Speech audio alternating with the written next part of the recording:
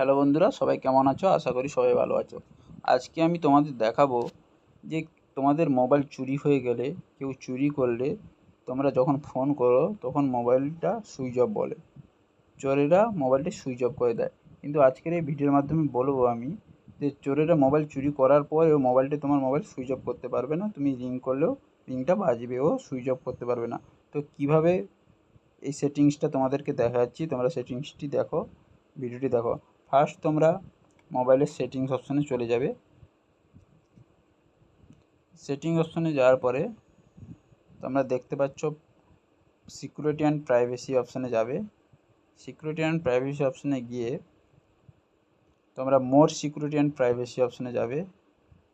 ওখানে ক্লিক করার পর তোমরা দেখতে পাচ্ছ require password to power off লেখা আছে। এইখানে ক্লিক করবে। এইখানে ক্লিক করার পর এটা যাদের অফ ছিল অন করবে, দিয়ে পাসওয়ার্ডটা তোমাদের দিয়ে দেবে।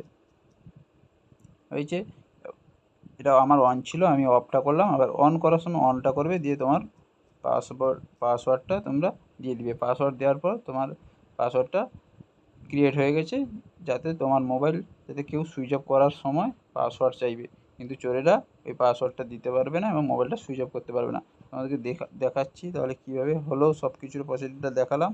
এবার দেখো, তো পাওয়ার অফ করতে যাচ্ছি আমি। পাওয়ার অফ করতে গেলে দেখতে পাচ্ছ পাসওয়ার্ড চাইছে এবং ফিঙ্গারপ্রিন্ট চাইছে। তো বুঝতে পারলে, তো এইটা করে রাখো, এই সেটিংটা করে রাখলে সবার ক্ষেত্রে উপকারী হবে, যাতে মোবাইলটা চুরি হয়ে গেলে চোরেরা সুইচ অফ করতে পারবে না এবং তোমরা রিং করলে সহজে ধরতে পারবে। তো ভিডিওটি ভালো লাগলে অবশ্যই লাইক করো, কমেন্ট করো, শেয়ার করো। এরকম নিত্য নতুন টেক রিলেটেড ভিডিও পেতে আমাদের চ্যানেলটিকে সাবস্ক্রাইব করে দাও। পরের ভিডিওতে দেখা হচ্ছে।